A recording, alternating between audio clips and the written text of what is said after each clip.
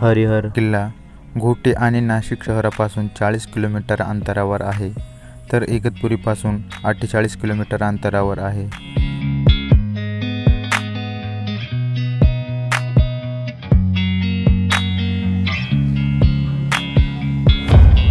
तर नमस्कार मित्रांनो, मी ज्ञानेश्वर रे स्वागत करतो तुमचं आपल्या यूट्यूब चॅनलवर. तर मित्रांनो, आजच्या ब्लॉगमध्ये आपण हरिहर किल्ल्यावर चाललो आहे. तर माझ्याबरोबर दोन मित्र आपले, एक राजू आणि एक दशरथ. तर मगाशी तुम्ही एक गाव बघितलं, आपण त्याच ठिकाणी गाडी पार्किंग केली आहे. कोटमवाडी म्हणून गावाचं नाव आहे. तर मित्रांनो, आपण माझ्या गावाकडच्याच एका शॉर्टकट रस्त्याने आलो. तुम्ही जे रस्ते बघितले, एक जारोडकडून आलो आहे आपण. तिथून एक टर्न घेतला, परत एक आळवण साईडने एक टर्न घेतला, वैतरणावरून आलो आहे आपण.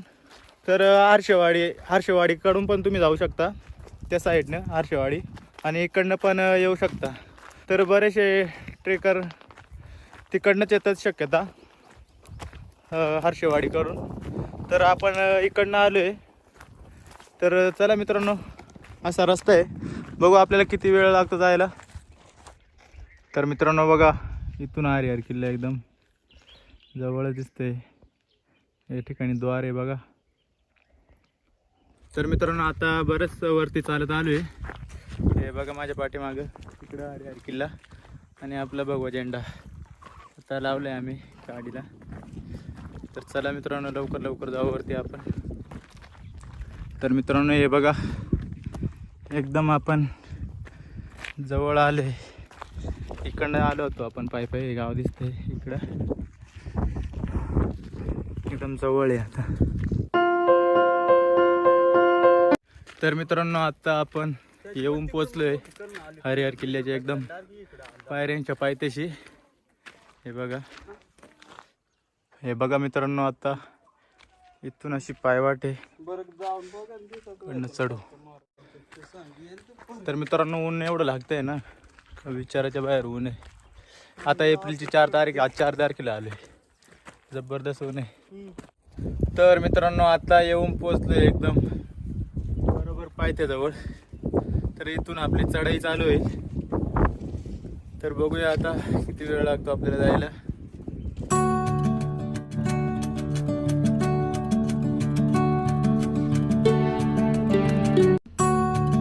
हा किल्ला सह्याद्रीच्या हिरव्यागार टोकांच्या माथ्यावर वसलेला आहे. त्याला पश्चिम घाट म्हणून देखील ओळखले जाते. छत्रपती शिवाजी महाराज की. महत्त्वपूर्ण गड किल्ल्यांचा महाराष्ट्र आणि गुजरातला जोडणारा गोंडा घाट व्यापार मार्गाकडे लक्ष ठेवण्यासाठी बांधण्यात आला.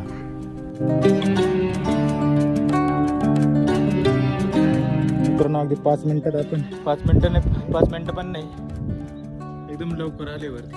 हे बघा, किल्ल्याच्या दरवाजाजवळ आहे आपण. हरिहर किल्ल्याचा इतिहास. पश्चिम घाटाच्या त्र्यंबकेश्वरच्या पर्वतावर हरिहर किल्ला आहे.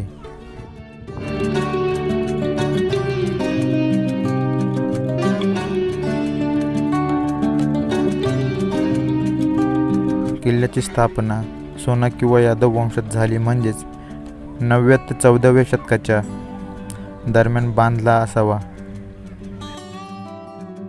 त्यावेळी गोंडा घाटातून जाणाऱ्या व्यापारी मार्गाच्या सुरक्षेच्या दृष्टीने हा किल्ला खूपच महत्त्वाचा होता.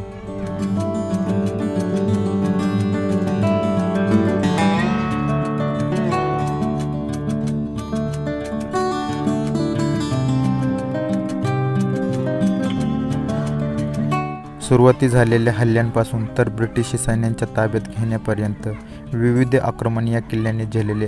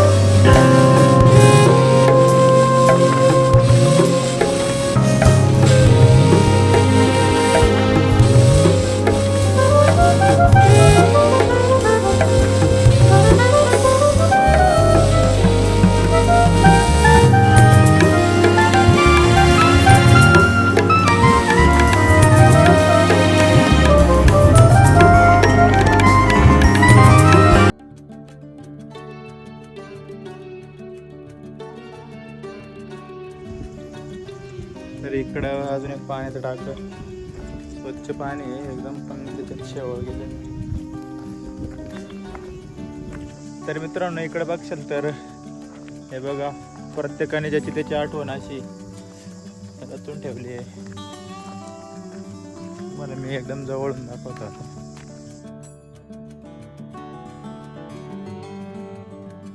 अहमदनगर राजधानीतील व्यापारलेल्या किल्ल्यांपैकी हा एक किल्ला होता. 1636 मध्ये हरिहर किल्ल्यासह त्र्यंबकगड, त्रिंगलवाडी व इतर काही आजचे पुणे किल्ले शहाजी भोसले यांनी मोगल जनरल खान इम्जाहींच्या ताब्यात दिले.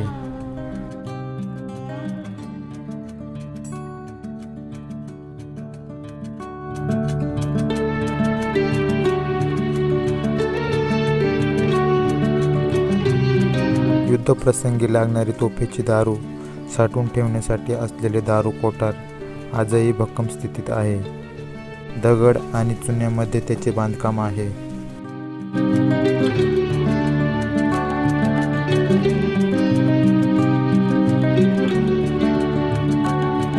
तर आता आपण इकडं मध्ये जाऊन बघू. हे दारू कोठार आहे. तर आता आपण इकडे जाऊन बघूया.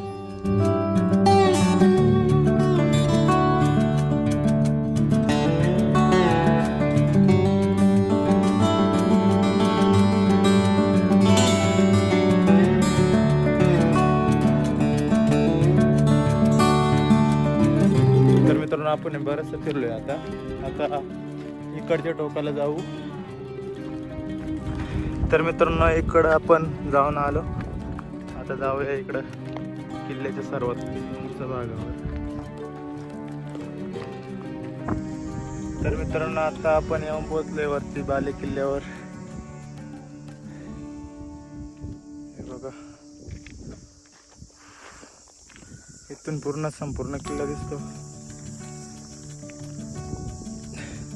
1818 मध्ये त्र्यंबकच्या पतनानंतर तो हरिहर किल्ला इंग्रजांच्या ताब्यात देण्यात आला. हा किल्ला 17 भक्कम किल्ल्यांपैकी एक होता, जो त्यावेळी कॅप्टन ब्रिग्सने ताब्यात घेतला होता. तर मित्रांनो इकडं हा पाणीचा डोंगर भास्करगड, हा भास्करगड आहे मित्रांनो. भास्करगडावरचा पण व्हिडिओ चॅनलवर टाकेला आपण. तुम्हाला त्याची लिंक डिस्क्रिप्शनमध्ये भेटेल मित्रांनो, तो पण व्हिडिओ बघा.